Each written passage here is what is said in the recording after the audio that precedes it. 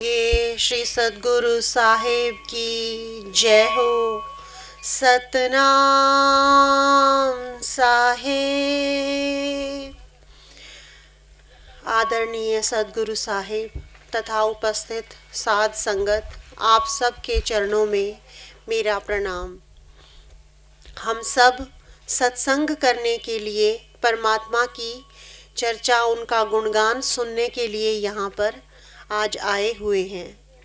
हमें जिस चीज़ का महत्व पता होता है, उस चीज़ का हमारी नज़रों में जो आंकलन है वो बहुत बढ़ जाता है। जिस चीज़ की कीमत हमें पता नहीं होती, जिस चीज़ की वैल्यू हमें पता नहीं होती, अगर हम वो काम करें तो हमारे अंदर श्रद्धा नहीं आ पाती है, हमारे अंदर वो भाव पैदा नहीं हो पाता है जो हमें वो लाभ से दूर रख जाता है। जैसे हीरा है, हीरा हमारे पास है पर हमें उसकी कीमत नहीं पता, हमें उसकी वैल्यू नहीं है, तो चाहे सारी ज़िंदगी भी वो हीरा हमारे पास रखा रह जाए, हम उसका फ़ायदा तो नहीं उठा पाएंगे हमें, क्योंकि उसकी वैल्यू, उसकी कीमत पता नहीं है। हम उस हीरे की वैल्यू, अगर हमें कोई आकर हमें ये बता दे कि जो ये पत्थर रखा है आपके सामने ये हीरा है, ये कोई आम पत्थर नहीं है, तब हमें उसकी वैल्यू का पता चल जाएगा, तो हम धनवान हो जाएंगे। वही हीरा हमें, हमारे मन में उस हीरे के लिए कीमत पैदा हो जाएगी, वैल्यू पैदा हो जाएगी, श्रद्धा पैदा हो जाएगी। जो हीरा अब तक हमारे लिए पत्थर था, वही उसी के प्रति हमारे मन में भाव बदल जाएगा। हम पत्थर को देखते हैं और हीरे को देखते हैं, कैसा भाव हमारे अंदर अलग अलग पैदा होता है। इसीलिए कहा है कि हमें जब तक किसी चीज़ की वैल्यू का, किसी चीज़ की कीमत का पता ना हो, तब तक हम उसका फ़ायदा उठा नहीं सकते हैं।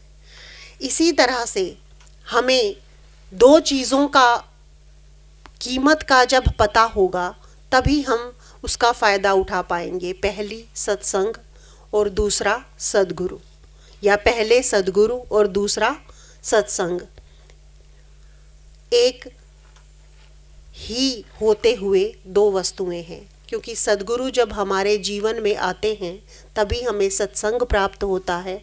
और उल्टा कहा जाए कि जब सत्संग हमें सुनने को मिलता है तभी हमें पता चलता है कि सद्गुरु का महत्व क्या है।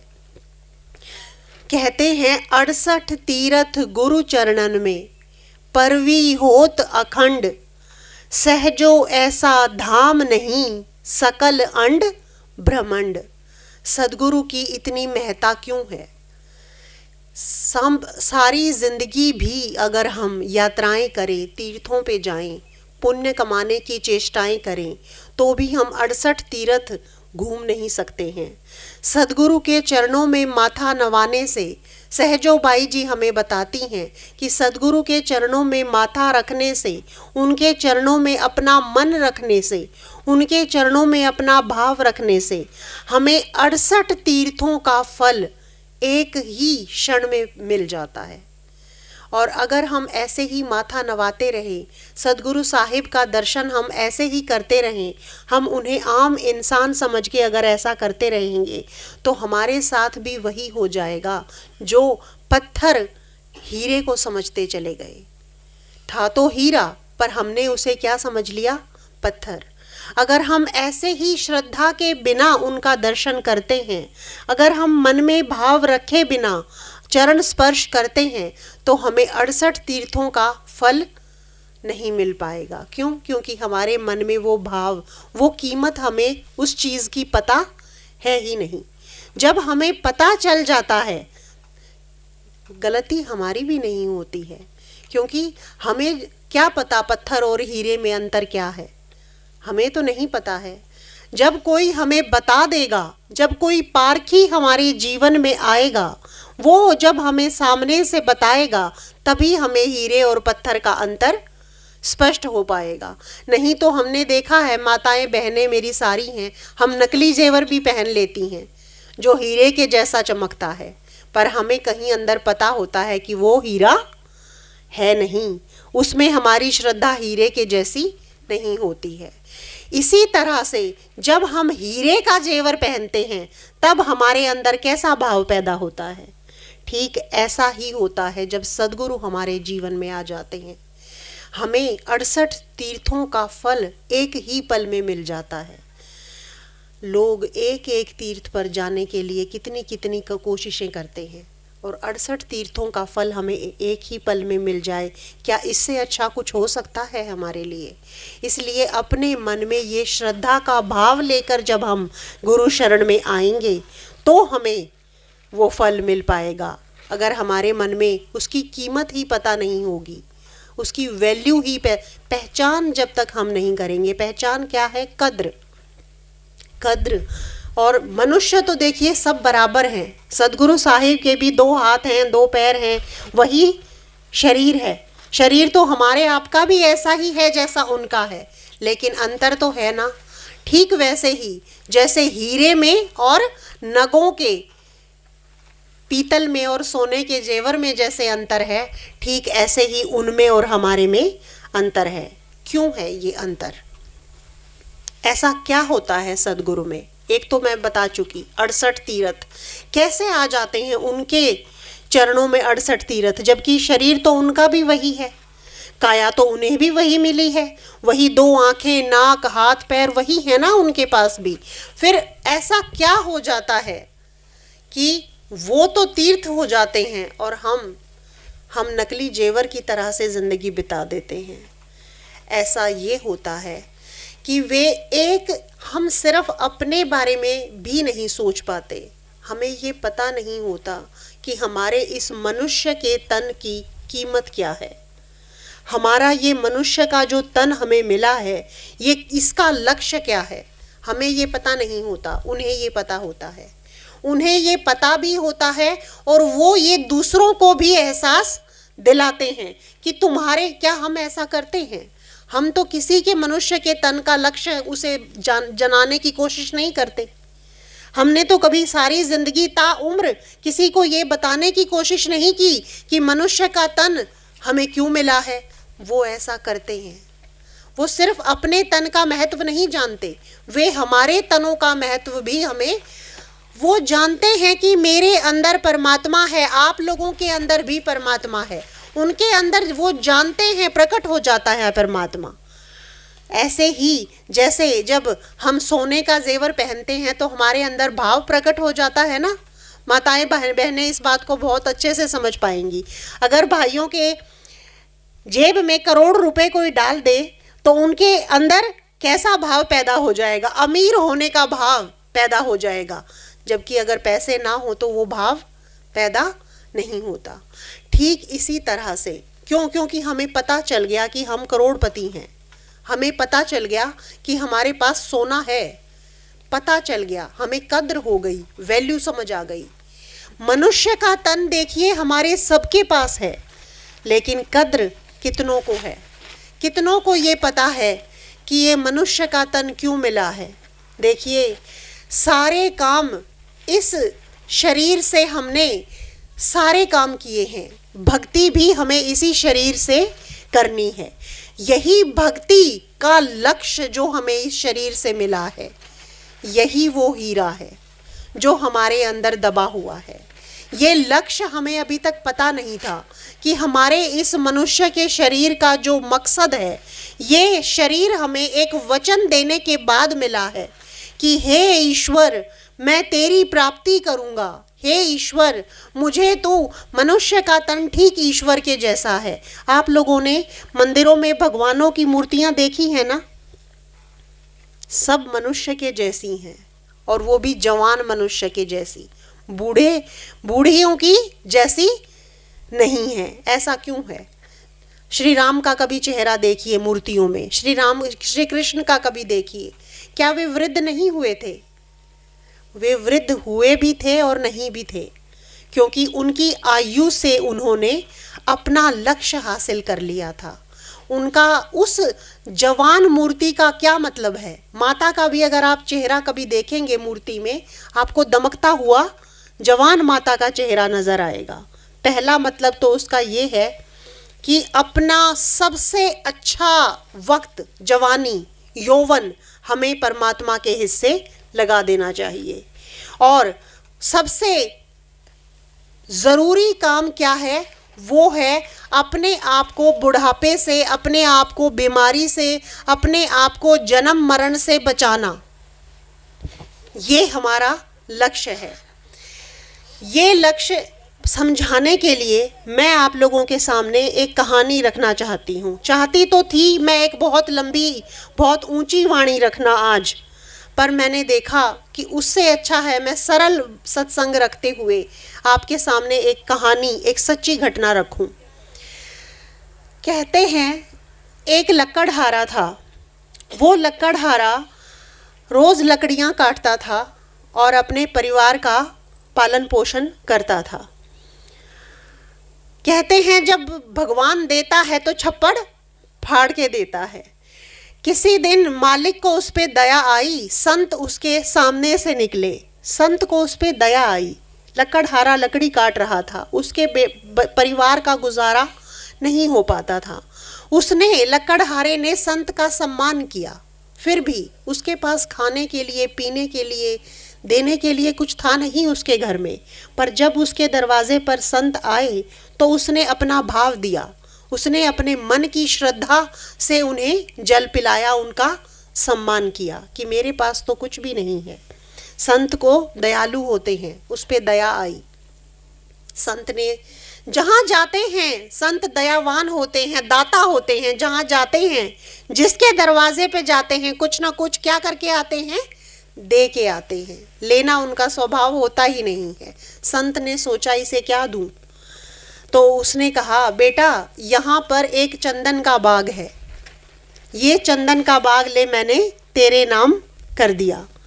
संत ने अपनी कृपा से चंदन का बाग प्रकट किया और लकड़हारे को चंदन का बाग दे दिया। संत ने समझा कि चंदन का बाग मैं इसको दे चुका हूँ, अब तो ये बहुत अमीर हो ही जाएगा, अब तो ये संतों का भी सम्मान करेगा, अपने परिवार का भी बहुत अच्छे से पालन पोषण करेगा। संत ये कहकर और अपने रास्ते चले गए।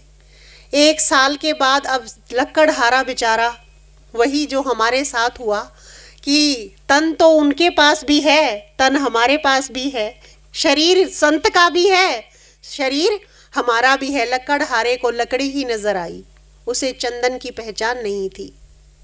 उसे चंदन क्या नजर आया? लकड़ी नजर आई।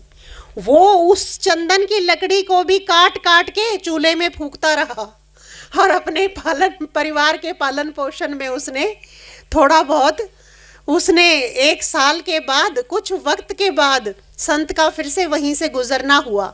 संत ने सोचा कि अब तक तो लकड़हारा बहुत अमीर हो चुका होगा, क्योंकि मैंने तो उसे चंदन का बाग दे दिया था।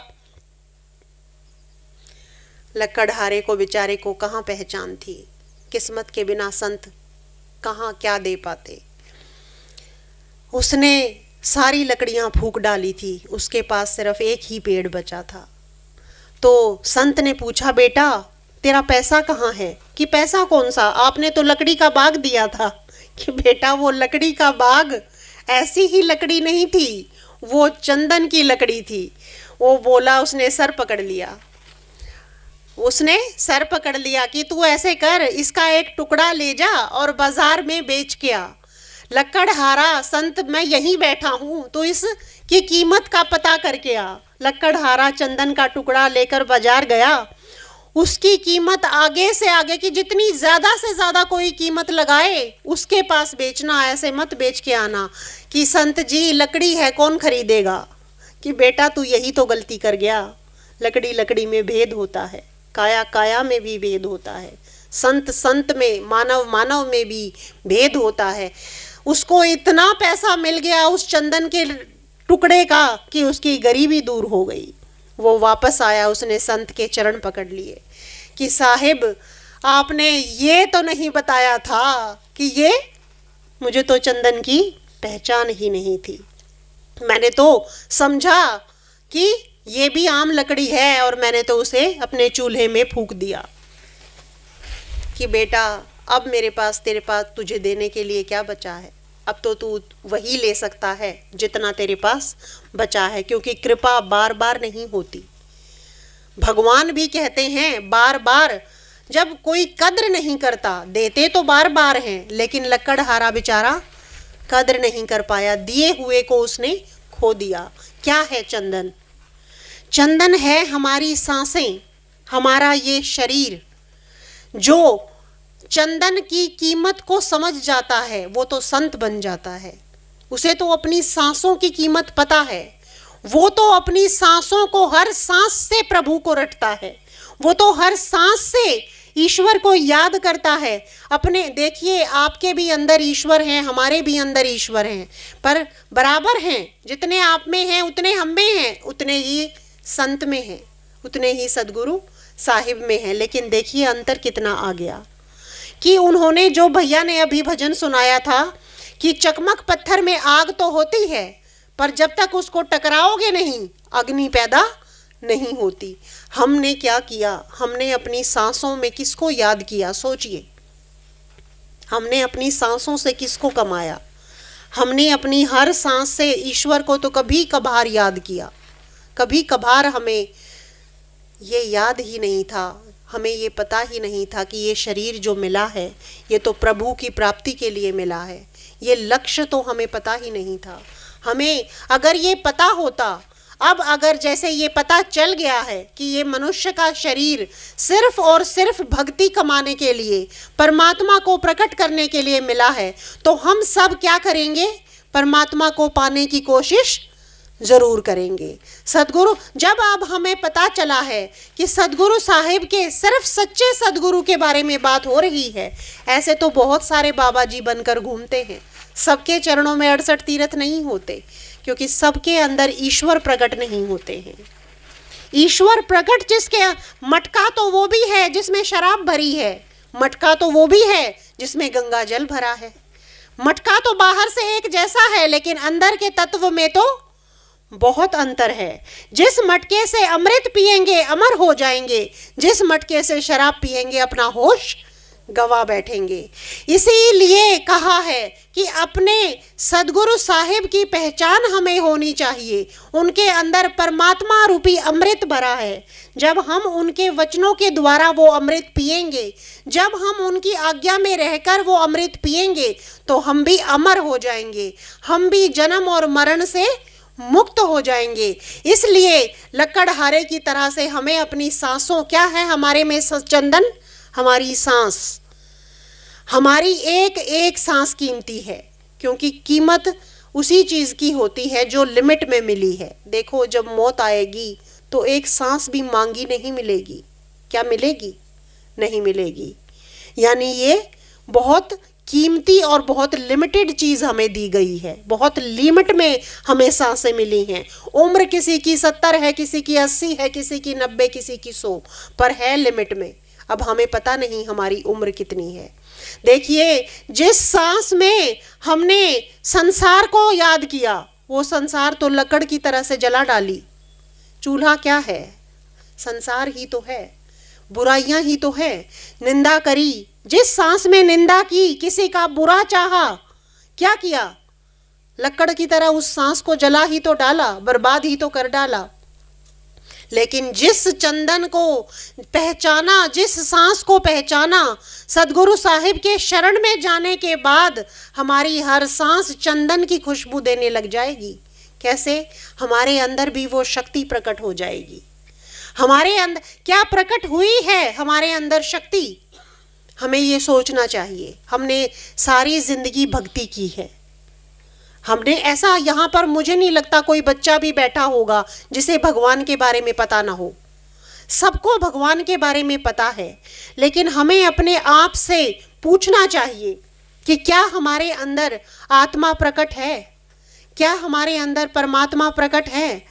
अगर हमारे अंदर आत्मा हमारी प्रकट नहीं है, हमारे परमात्मा हमारे अंदर प्रकट नहीं है, तो हमने अपनी सांसों का क्या किया? बताइए। उस चंदन का हमने क्या किया? हमने भी तो लकड़ी की तरह से वो सांसें जला ही तो डाली। देखिए, सबके साथ ऐसा होता है, क्योंकि जब तक पता नहीं होता हम गलती करते रहते हैं। लेकिन सदगुरु साहिब, इसीलिए कहा कि उनके चरणों में 68 तीर्थ हैं। क्यों हैं? क्योंकि वो हमें ये ज्ञान दे देते हैं कि तेरी जो सांसें हैं उनमें ईश्वर बसता है। तेरी जो सांस है, बाकी तो देखो हाथ पैर सब ये तो छूट ही जाएंगे, ये शरीर तो छूट ही जाएगा। हमारे साथ क्या जाएगा?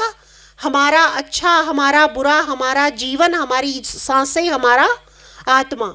उस आत्मा का ज्ञान हमें सदगुरु साहिब देते हैं, उस आत्मा का दर्शन हमें सदगुरु साहिब करवाते हैं। और अगर हम हमारे अंदर बसते हुए उस आत्मा को, उस परमात्मा का दर्शन कर ही नहीं पाए, जिस सांस में हमने संसार में खो दिया अपने आप को, वो सांस तो हमसे छूट ही जाएगी। क्या हमने आज तक परमात्मा का दर्शन किया है? अगर किया है तो बहुत अच्छी बात है, हमारे अंदर ही उसका दर्शन होता है। हमारे ही अंदर है ना परमात्मा, हमारे अंदर बैठा है, वो हमारे ही अंदर मिलेगा। और जब वो हमारे अंदर हमें दर्शन दे देगा, तब हम भी सांसें हमारी क्या बन जाएंगी? चंदन बन जाएंगी। हम भी चंदन के बाग की तरह से, परमात्मा का बड़ा कीमती है परमात्मा, हम भी धनवान हो जाएंगे, हमें भी हीरा मिल जाएगा। हमारी सांसें फिर क्या बन जाएंगी? हीरे के जैसी बन जाएंगी। क्यों? क्योंकि हमें हर सांस में ईश्वर दर्शन होगा, हमें हर सांस में परमात्मा का दर्शन होगा, हमें हर सांस में सिमरन करने को मिलेगा, हमें गुरु का रक्षा मंत्र प्राप्त हो जाएगा, हमें सोने और पीतल का अंतर प्राप्त हो जाएगा। सोने और पीतल का अंतर क्या है? ये भी मैं 5 मिनट आप लोगों के सामने अपना विचार रख ही देती हूँ। देखिए, गुरु वो भी था जिसने हमें बाहर की पूजा पाठ सिखाई। वंदनीय है, वंदना हर किसी की करनी चाहिए, क्योंकि उसने भी हमें हाथ जोड़ना सिखाया, उसने भी हमें सिखाया ईश्वर कोई शक्ति है, सर झुकाओ। ऐसा नहीं है कि एमए कर जाए कोई छात्र तो पहली कक्षा के अध्यापक को अध्यापक ना माने, ये तो गलत बात है ना। जिसने पहली कक्षा कराई वो भी तो अध्यापक था, लेकिन गलती हमसे ये नहीं हो जानी चाहिए कि पहली कक्षा में बैठने के बाद हम ये ही ना सोचें कि दूसरी कक्षा भी होती है। हम अपने बच्चों से क्या उम्मीद करते हैं कि पहली ही कक्षा में बैठे रहें या 5 ही पढ़कर पढ़ाई छोड़ दें? हम अपने बच्चों से क्या उम्मीद करते हैं? हम अपने बच्चों से उम्मीद करते हैं वो उच्च स्तर की पढ़ाई करें। करते हैं कि नहीं करते हैं? सब हम अपने बच्चों को MA, PhD, doctorate, engineer, doctor, पता नहीं बड़ा बड़ा अफसर बनाना चाहते हैं। ईश्वर भी हमें पहली कक्षा में बिठा के रखना नहीं चाहते। ईश्वर भी हमें ये चाहते हैं कि हम भी उच्च शिक्षा ग्रहण करें। हम पहली कक्षा में बैठकर अगर मुंह से जपने वाले किसी नाम को हम दोहराते रहेंगे तो वो पहली कक्षा है। दर्शन नहीं होता उससे आत्मा का, ध्यान से दर्शन होता है। चकमक पत्थर में जैसे आग होती है, ठीक वैसे ही सदगुरु साहिब की रोशन आत्मा जब हमारे सर पर अपना हाथ रखती है, अपना आशीर्वाद जब वे हमें देते हैं, तब हमारे अंदर वो ईश्वर का प्रकाश प्रकट होता है। जैसे एक ताला है, वो तिजोरी के ऊपर ताला डाल दिया, कभी वो ताला खुले ही ना, वो ताला हमें वो तिजोरी क्या दे पाएगी? हमारे अंदर बसने वाले परमात्मा की तिजोरी का ताले की चाबी किसके पास है? सदगुरु साहिब के पास है। सदगुरु साहिब वो चाबी लगाते हैं, अपनी शक्ति से उस ताले को खोलते हैं, ताकि वो प्रकाश हमारे अंदर, वो ईश्वरीय प्रकाश, वो परमात्मा का प्रकाश, वो आत्मिक प्रकाश, वो अमृत हमारे अंदर हमें दर्शन दे, हमारे अंदर प्रकट हो, हम भी उस ईश्वर का दीदार कर पाएं, अपने लक्ष्य को प्राप्त कर पाएं। आज सत्संग का दूसरा दिन है, आज हम वापस चले जाएंगे। तो मेरा विचार, मेरा निवेदन आप लोगों से यही है कि जैसे हम अपने बच्चों से ये उम्मीद करते हैं कि वे उच्च शिक्षा ग्रहण करें, ईश्वर भी हमसे क्या उस बच्चे को समझदार कहेंगे जो ये कहे मैं 5 पढ़ने के बाद 6ठी कक्षा में बैठूंगा ही नहीं, मैं 7वीं कक्षा में बैठूंगा ही नहीं? नहीं कहेंगे ना। गुरु वो भी था जिसने हमें पूजा पाठ सिखाई, गुरु वो भी था जिसने यज्ञ कराया, गुरु वो भी था है जिसने जबान का मंत्र दे दिया। गुरु, पूरा गुरु वो है जो हमारे घट के अंदर दर्शन करवा दे। इसलिए अपनी शिक्षा को, जो ये मानव तन मिला है, पूरी कीजिए। जब तक आत्मा का दर्शन हमारे अंदर नहीं हमें हो जाता, जब तक परमात्मा का दर्शन हमारे अंदर हमें नहीं हो जाता, हमारी शिक्षा क्या है? अधूरी है। हमारा ज्ञान जो है वो क्या है? अधूरा है। क्योंकि मुंह से बोलने के मंत्र हमें परमात्मा से नहीं मिला सकते। बाहर की पूजा पाठ हमें अंदर करनी होगी, करनी तो पड़ेगी।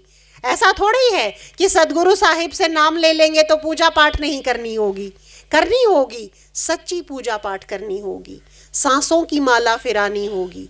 अंदर जो दर्शन बाहर करते हैं मंदिर में, वो दर्शन अंदर करना होगा। जो बाहर प्रकट करके अपने आप को धन्य समझते हैं, वो प्रकटीकरण अंदर करना होगा। करना तो वही है, बस अपने घट के अंदर करना, सही जगह पे करना चाहिए। अगर मैं आपके घर को अपना घर समझकर उसमें घुस के रहने लग जाऊंगी तो क्या रहने देंगे मुझे? क्या कहेंगे? सही जगह पर जाओ, आपका घर ये नहीं है, आप अपने घर पर जाकर ही अच्छी लगती हो। सदगुरु साहिब हमें यही सिखाते हैं। अपने घर पर, अपने घट में, अपने घर पर जाओ बच्चों, अपने घट में आओ बच्चों। अपने घर पर रहोगे, अपने घट में उतरोगे तो सफल हो पाओगे, अच्छे लगोगे। और बाहर दूसरों के घटों में, बाहर अगर दूसरों के घरों में घूमते हुए कहाँ अच्छे लगते हो?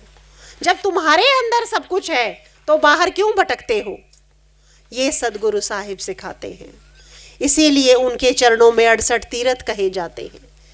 इसे क्यों? परमात्मा ही स्वरूप हो जाते हैं।